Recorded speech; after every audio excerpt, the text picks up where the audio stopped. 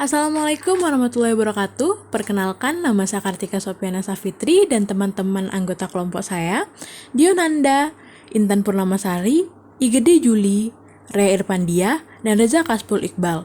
Kami dari kelompok 5 ingin mempresentasikan hasil kerja kelompok kami untuk memenuhi tugas supervisi Tata Boga dengan membawakan materi coaching. Berikut pembahasan materi kami. Di sini saya akan membacakan pengertian coaching. Coaching merupakan upaya membuka potensi orang untuk memaksimalkan kinerja dengan menekankan pada upaya membantu mereka belajar, bukan sekedar mengajarinya. Dan di sini menurut para ahli John Whitmore, di sini coaching adalah membuka potensi seseorang untuk memaksimalkan pertumbuhan coach orang yang diberi coaching. Dan Whitmore di dalam bukunya yang berjudul Performance Coaching menyatakan bahwa coaching adalah pembinaan yang membuka potensi seseorang untuk memaksimalkan kinerja mereka sendiri, yang membantu mereka untuk belajar. Dari sini menurut para ahli Salim, coaching adalah bagaimana membantu seseorang menemukan apa yang diinginkan dari posisi di mana dia. Assalamualaikum warahmatullahi wabarakatuh. Selamat pagi semuanya. Saya akan menjelaskan 4 prinsip coaching. Ada perubahan, kepedulian, hubungan, dan pembelajaran. Pertama, perubahan. Klien atau coach yang dalam hal ini disebut sebagai trainer mungkin berusaha berubah atau dipaksa mengikuti perubahan. Kedua, kepedulian. Klien atau trainer memiliki kepedulian, yaitu ketidakseimbangan dalam kehidupan mereka, masalah, isu, atau sasaran yang hendak mereka cari. Ketiga, hubungan. Hubungan itu harus merupakan suatu hubungan, kepercayaan, dan kualitas hubungan yang diciptakan oleh coach dan trainer, bukan dengan masalah. Keempat, pembelajaran. Coaching meningkatkan kapasitas untuk belajar sendiri dan pertumbuhan pribadi, serta membantu atau trainer untuk menyelesaikan masalah sendiri. Terima kasih. Tujuannya juga ada 5. Yang pertama itu mengandalkan diri sendiri. Yang kedua itu menjadi pemimpin. Ketiga itu mengoptimalkan performa sendiri. Yang keempat itu berkreasi. Yang kelima itu mampu menghasilkan tindakan atau ucapan yang berdaya. Manfaatnya ada 5. Yang pertama, meningkatkan kerja individu. Yang kedua, meningkatkan pelayanan. Yang ketiga, mengembangkan seseorang ke tingkat lebih tinggi. Yang keempat, meningkatkan hubungan yang harmonis. Yang kelima, meningkatkan daya. Yang harus diketahui dalam melaksanakan teknik coaching itu, pertama ada purpose atau tujuan, proses, fitur atau gambaran, practice atau praktek, point of the feedback atau umpan balik, dan terakhir process of the path atau proses selanjut. Terima kasih. Baik, selanjutnya saya Rea Irpandia akan menjelaskan perencanaan strategis. Perencanaan strategis yaitu proses yang dilakukan suatu organisasi untuk menentukan strategi atau arahan, serta mengambil keputusan untuk mengalokasikan sumber dayanya, termasuk modal dan sumber daya manusia untuk mencapai tujuan.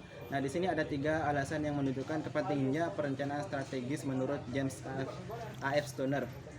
Untuk yang pertama itu ada rencana strategis seringkali merupakan titik awal dalam memahami dan menilai suatu tindakan yang akan diambil oleh manajer dan organisasinya. Untuk yang kedua itu perencanaan strategis memberikan kerangka dasar pada semua bentuk-bentuk perencanaan yang akan diambil. Terus yang ketiga itu ada pemahaman terhadap perencanaan strategis akan mempermudah pemahaman bentuk-bentuk perencanaan lainnya. Untuk slide selanjutnya di sini strategis.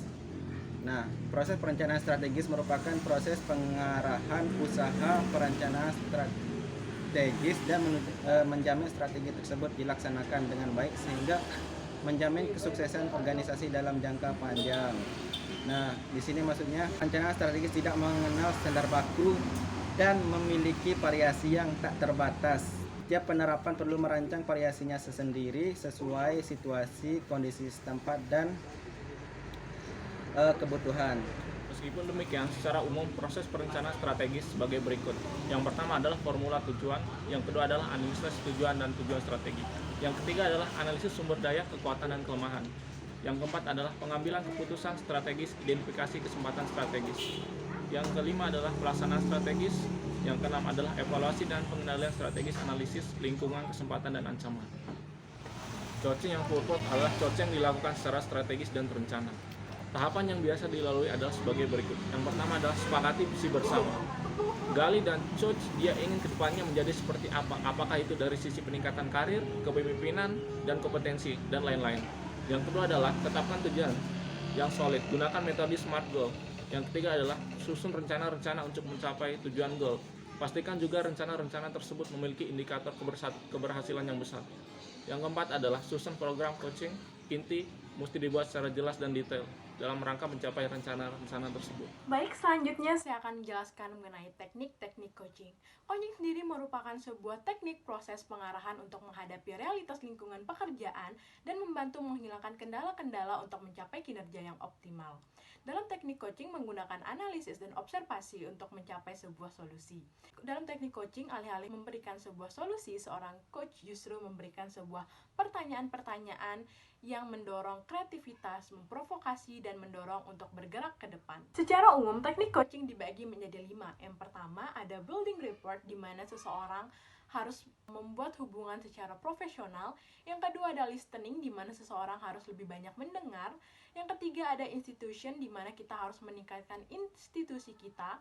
Yang keempat, asking a question, di mana kita harus melontarkan pertanyaan kepada orang yang kita coach. Dan yang terakhir ada giving supporting back, di mana kita harus memberikan semangat atas apa yang telah mereka kerjakan. Baik, selanjutnya saya akan menjelaskan mengenai model coaching. Ada beberapa model dalam proses pelaksanaan teknik coaching, antara lain yaitu model FEL yang dikembangkan oleh John Hazager dan Kathleen Stidman. Selanjutnya ada model coach oleh Ian Fleming dan Alan Taylor-Lodre. Selanjutnya ada model GROW yang diperkenalkan oleh John Whitmore. Yang pertama saya akan menjelaskan mengenai model FEL. F berarti frame the conversation, yaitu menetapkan kerangka atau konteks atau tema bersama. Yang kedua, U, understand the current stage, yaitu menggali kondisi dan masalah yang sedang terjadi. A, explore the desired state, yaitu mengartikulasi visi keberhasilan dan eksplorasi alternatif solusi masalah.